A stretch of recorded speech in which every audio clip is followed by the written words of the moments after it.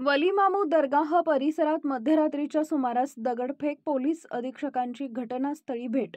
गोवंशांची कत्तल करतानाचा एक व्हिडिओ काल समाज माध्यमावर व्हायरल झाल्यानंतर मध्यरात्रीच्या सुमारास वलीमामू दर्गाह परिसरात किरकोळ स्वरूपाची दगडफेक झाल्याची घटना घडली. दरम्यान घटनेचं गांभीर्य ओळखून पोलीस अधीक्षक अजयकुमार बन्सल यांनी तातडीनं घटनास्थळी भेट देत माहिती घेतली.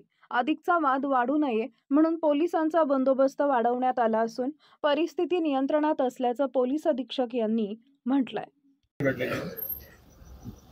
वली मोहम्मद दर्गा आणि आजूबाजूचा परिसरचा हा एरिया आहे. इथे अंदाजा 11-11:30 दरम्यान पोलिसला अशी माहिती भेटली होती की काहीतरी लोक जमलेले आहे आणि काहीतरी भांडण होत आहे. लगेच पोलीसची गाडी इकडे आल्यावर काही इकादुका दगडफेक होताना दिसली आणि तसेच काही लोक जमलेले होते आजूबाजूच्या गल्ल्यामध्ये.